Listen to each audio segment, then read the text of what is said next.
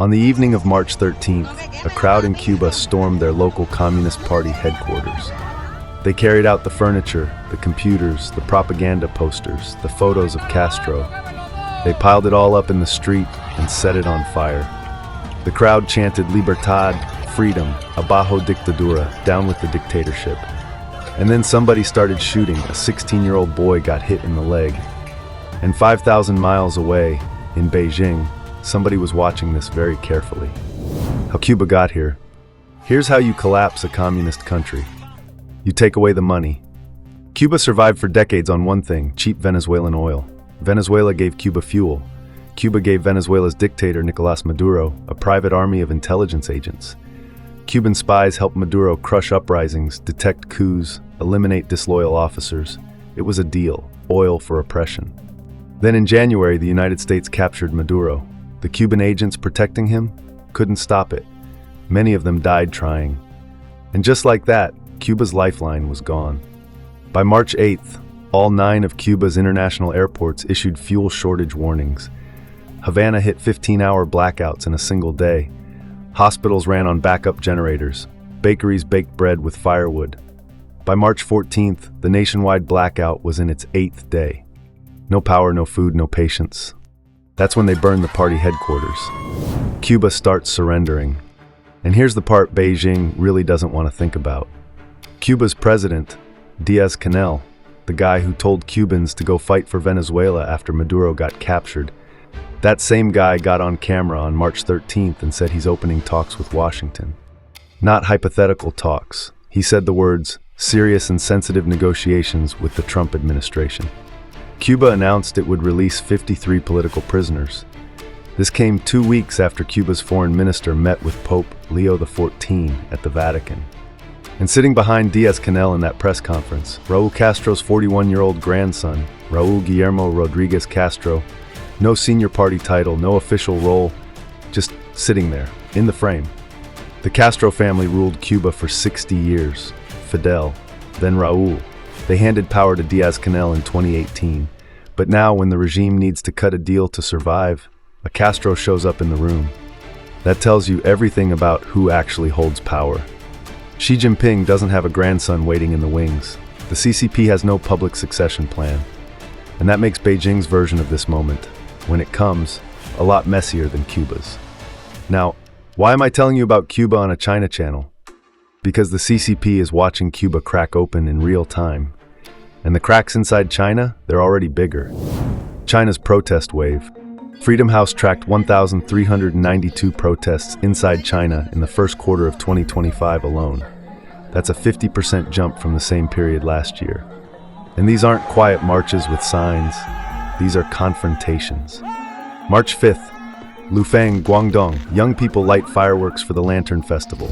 Police tell them to stop. They don't stop. March 6th, cops grab a teenager. Hundreds of people surround the officers within minutes. A man on a white horse, dressed like an ancient Chinese warrior, leads a city god procession right through the middle of the standoff. March 7th, a kid dressed as the Monkey King gets arrested. Citizens form human walls around police cars. One man drops a gas canister in the road. Electric bikes with firecrackers strapped to them rip through the streets. The crowd chants one thing: release them. The police back down. The fireworks go off. The procession happens. 10,000 people said no, and the CCP blinked. And Lufeng isn't an outlier, it's a symptom. 3 things are breaking at the same time. Why China is cracking from the bottom. 1, the money's gone. In Cuba it was oil, in China it's growth. Migrant workers are unemployed. Their farmland got requisitioned years ago by local governments that promised them a future. That future didn't show up. No job, no farm, no safety net.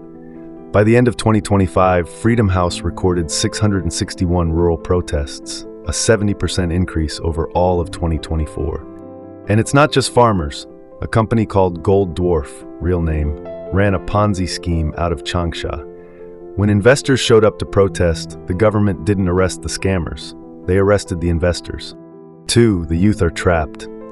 14 million delivery drivers, no contracts, no labor protections, pay slashed by algorithms. When one driver gets cheated, he posts online, then 100 show up, then 1,000.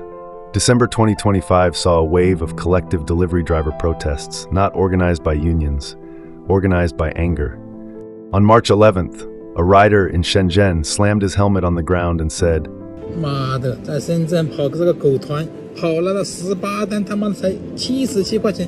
I completed 18 orders for Meituan, China's version of DoorDash, and made 77 yuan. That's $11, 43 cents per delivery, and you have to fight just to get orders. 2 days earlier, during a rainstorm, Meituan pushed a forced delivery. The customer paid 981 yuan, $141. The rider got 2.9 yuan, 42 cents. That's not a pay cut, that's a rounding error. 3. Local governments are broke. This is the big one, and it's the same disease that killed Cuba's grid. Counties can't pay civil servants. The people who enforce the CCP's rules aren't getting paychecks. Stability maintenance, the system that crushes protests before they start, costs money, and that money is drying up. In Cuba, they couldn't keep the lights on. In China, they can't keep the enforcers paid. Same result, the machine stops working. And it's not just workers and villagers anymore. Regular people are saying things out loud that would have gotten them disappeared 5 years ago. Public contempt for Xi Jinping. In Cuba, they burn Castro's photos in the street. In China, they can't do that yet, so they use pig heads instead. Somebody posts a video on Douyin, Chinese TikTok, a pig's head. Caption, just saved up a little and this guy ruined it. Everyone knows who this guy is. Douyin deletes it, but it's already on X. The comments flood in. Fat pig, 30 years of regression, stupid evil pig possessed by a demon. Another video. A man looks into the camera and says he feels physical disgust when he sees Xi Jinping's face. Tens of thousands of likes before it gets scrubbed. In Cuba, they chanted Libertad in the open. In China, they're chanting it in comment sections, one pig head at a time. Beijing says everything's fine. Their courts just announced violent crime dropped 11.4%. China, one of the safest countries in the world.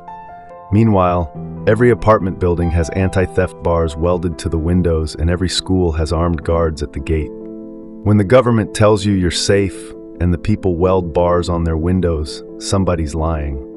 Now, here's where Cuba and China collide. Beijing's Cuba problem.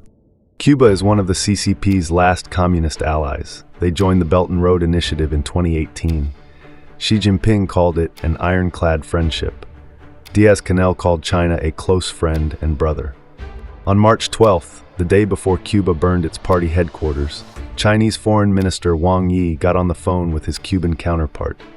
Cuba briefed China on the situation. Both sides agreed to continue advancing bilateral relations. That's diplomat speak for, we have no idea what to do. State media trotted out Cuba's ambassador, who promised deeper cooperation in energy, mining, biotech, tourism. Empty words. Cuba can't keep the lights on. And Beijing knows every dollar they invested in Cuba could go up in smoke, just like that furniture in front of the party headquarters. But here's what really keeps them up at night.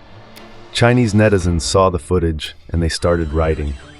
Is Cuba on the verge of change? Where there are protests, there's hope. 2026, the year communism will be destroyed. Burning the party headquarters is the people openly declaring, "We do not recognize your legitimacy."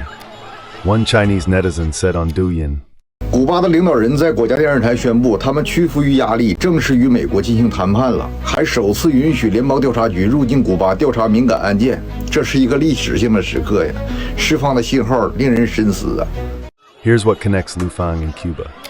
In Cuba, they burned the party headquarters because the lights went out. In Lufang, 10,000 people fought the police over fireworks. Neither one was really about what it looked like. Cuba lost its oil, China's losing its growth. Cuba's local governments can't keep the grid running. China's local governments can't pay the cops. Cuba's people chanted Libertad. China's people are posting pig heads with Xi Jinping's name on them. The CCP spent decades buying loyalty with economic growth. The growth is gone, the money is gone, the patience is gone, and the people who are supposed to enforce the rules on both islands and continents can't even get paid anymore. Iran didn't collapse overnight, Cuba isn't collapsing overnight, and China won't either. But the party headquarters in Cuba is still smoldering.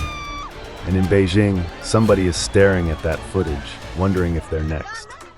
If you want to understand what's actually happening inside China, not the headlines, the system, subscribe. That's what this channel does.